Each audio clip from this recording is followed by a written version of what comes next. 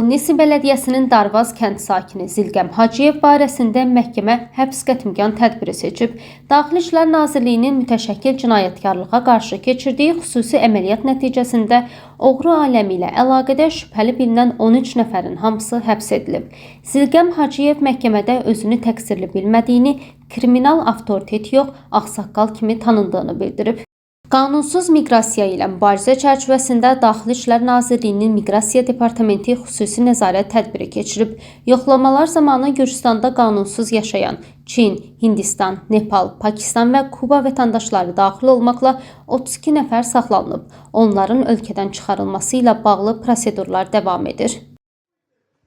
Müxalif dəyişiklik üçün koalisiyanın liderlərindən biri Zurab Girçi-Caparidze 7 aylıq həbsdən sonra bugün səhər saatlarında Rustavi həbsxanasından azadlığa buraxılıb.